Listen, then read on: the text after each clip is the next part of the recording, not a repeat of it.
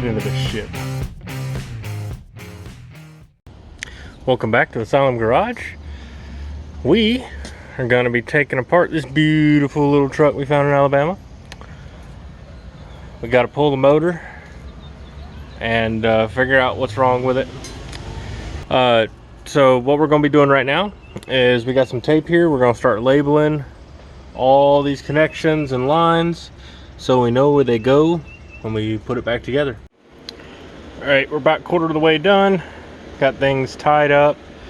Turns out I didn't need to mark anything. I think there's 2 things marked on that side, but they all kind of only go into one place. It's not like the old trucks with 4,000 vacuum lines that are spread across the entire vehicle. So a lot of stuff goes exactly where you think it is. So we're gonna get to pulling. We still got that bottom hose. We got to disconnect the transmission and the fuel lines. Got to pull that heater core line off, and I believe disconnect the exhaust and then pull the engine. We're getting there. Right. Well, we got rained out, so we're gonna have to wait to finish pulling the engine. We got about halfway through, got everything pretty close to being off. Had an issue with a secondary manifold intake bolt, which apparently is an Allen head, so that was very difficult. It's currently soaking in PB Blaster, but we got rained out for now. All right, well, finally got everything disconnected and it's actually able to lift it out. We're almost out, but it's still a work in progress. My lift is not as big as I had hoped or I had thought. Never actually pulled an engine out with this, so I'm gonna have to get a bigger one to put it back in because it is not gonna work. Whew. All right, well, she's up and out. I had to lower the truck down because it would not clear. So we're gonna pull this sucker back a little bit and get it out from over here, drop it down, and get it in the garage. Well, it's in the garage, so that's all that counts, right? Definitely didn't take 6 hours to get it in the garage.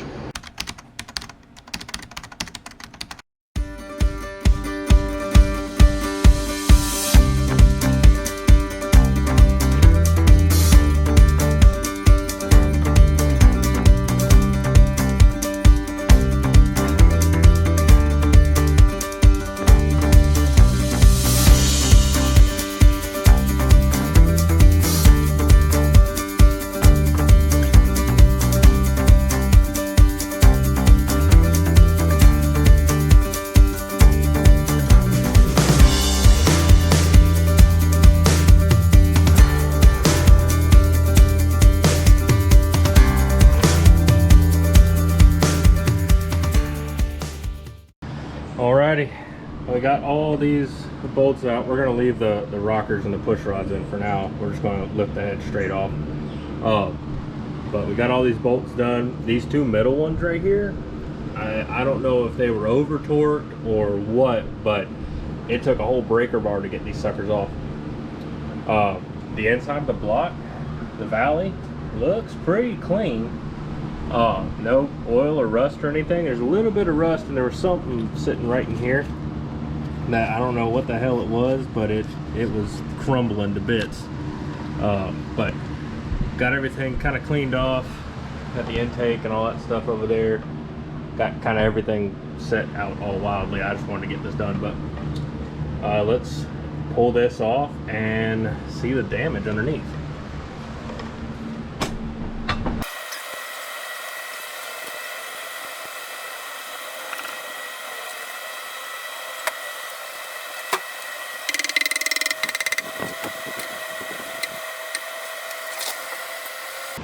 Alrighty, well,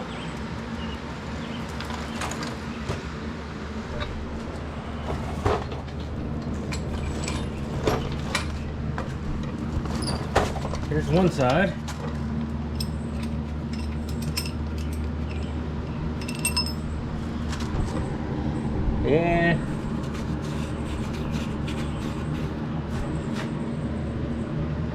right in there.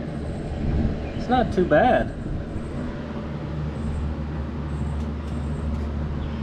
But all this, oh God, that's all pitted and eaten into the cylinder wall. Well, shit, that's not gonna be fun. But on the bright side, the cylinders themselves actually don't look too bad. And this is just the cleanest one, so I'm guessing it doesn't look like the head gasket's busted anywhere.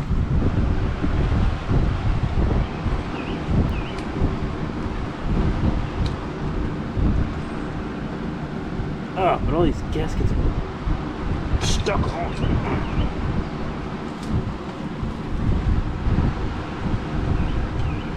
Doesn't look like anything's busted. Who knows?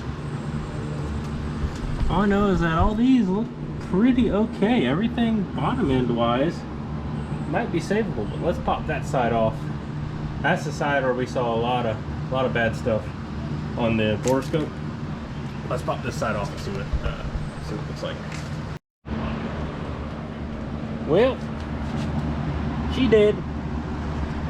That head is nasty, but not nearly as nasty as the inside right here. That is all cylinder wall bits. It's all slimy and rusty. I mean, I don't even know how you get this kind of slime in there. I mean, I don't even really want to touch that, but a lot of that is stuff that I sprayed in there. Oil and PB blaster and stuff, trying to get it to move. But it did not. So we're gonna take it to a machine shop, see if they can bore it out or if they recommend even doing anything with it. If not, we'll just scrap it and get a new motor. Hopefully the transmission is good, and hopefully there's nothing major wrong with the heads or something. But we'll check and see if they're warped. I looked at the head gaskets. There's no clear sign of breaking, but that doesn't mean that something isn't broken on them. But yep, so she is dead for now.